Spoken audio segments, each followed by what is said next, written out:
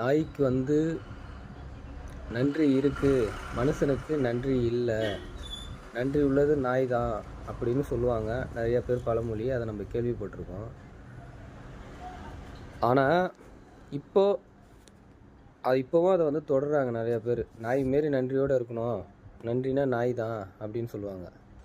அதே சமயம் திட்டுறதுக்கும் நாயை தான் வந்து உதாரணமாக சொல்லி திட்டுவாங்க. ஒரு மனுஷனை திட்டும்போது, நாய் மாரி உன் புத்தியை நாய் புத்தியை காமிச்சிட்ட பற்றியா, நீ நாய் மாரி வேலை பண்ணிட்ட பற்றியா அப்படின்ற மாதிரி சொல்லுவாங்க. அப்போது நாயின்றது பெருமையானதா இல்லை, அது வந்து ஒரு எப்படி சொல்கிறது, ஒரு ஒரு பொசிஷனாக இல்லாமல் அது வந்து ஒரு ஒதுக்கப்பட்ட இனம் மாதிரியா? நன்றி உள்ளதா நன்றி இல்லாததா பார்க்க போனால்? இப்போ நாய்க்கு வந்து நன்றி இருக்கும், ஓகேவா? நாய்க்கு நன்றி இருக்கும் தான். ஆனால் அது வந்து என்ன பண்ணுன்னா, தன்னுடைய முதலாளிக்கு மட்டும்தான் விசுவாசமாக இருக்கும். இப்போ ஒருத்தவங்க வீட்டில் நாய் வளர்க்குறாங்கன்னா அந்த நாய் அந்த எஜமான்களுக்கு மட்டும்தான் விசுவாசமாக இருக்கும். இப்போ வெளியே இருந்து யாரோ ஒரு ஆள் அந்த வீட்டுக்கு வராங்கன்னா வீட்டுக்குள்ளே விடாது. அந்த நாய்க்கு வந்து சாப்பாடு போடுறவங்க யாரோ அவங்களுக்கு மட்டும்தான் அது விசுவாசமாக இருக்கும். அப்போ அப்படி பார்க்கும்போது அந்த முதலாளி வந்து நல்லவனா கெட்டவனா, அவன் யார் குடும்பத்தை கெடுத்துட்டு வாழ்கிறான், அவன் யாரை ஏமாத்துறான், யார் சொத்தை அபகரிக்கிறான், எங்கேருந்து திருடுறான்றதெல்லாம் நாய்க்கு தெரியாது.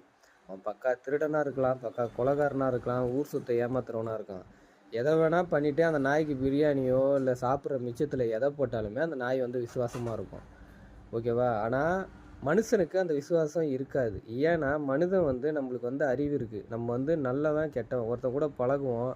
அவன் வந்து ஒரு நல்ல ஆளாக இருந்தால் அவன் கூட நம்ம நேர்மையாக லாஸ்ட் வரைக்குமே பழகிட்டுருப்போம். அவன் ஒரு நல்ல ஆள் இல்லை, அவன் நிறைய குடும்பத்தை கெடுக்கிறான், நிறையா பேர் சொத்தை வந்து அபகரிக்கிறான், அவங்ககிட்ட ஒரு கெட்ட பழகலாம் அதிகமாக இருக்குன்னா அவன் கூட வந்து யாருமே நீடித்து நிற்க மாட்டாங்க.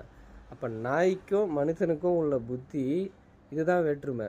மனிதனுக்கு வந்து தெரியும், நாய்க்கு வந்து தெரியாது. இதுதான் வந்து வித்தியாசம். ஆனால் நாய் கூட வந்து நம்ம ஒப்பிட்டு பேசுவாங்க. நாய்க்கு இருக்கிற நன்றி உனக்கு இல்லை பாரு, ஒரு வேளை சோறு போட்டாலும் அது சாகுற வரைக்கும் வாலாட்டன்ட்டு. அது யார் சாப்பாடு போட்டாலும் அது வாலாட்ட தான் செய்யும். அது வந்து அடிமைத்தனமாக இருக்கிறது, ஓகேவா? மனுஷன் வந்து அப்படி கிடையாது. நீ வந்து நல்லது ஒன்று பண்ணிவிட்டு எங்கன்னா போயிடு, 10 வருஷம் கழித்து வந்தனாலும் உன் காலை வந்து அவன் தொட்டு கும்பிடுவான்.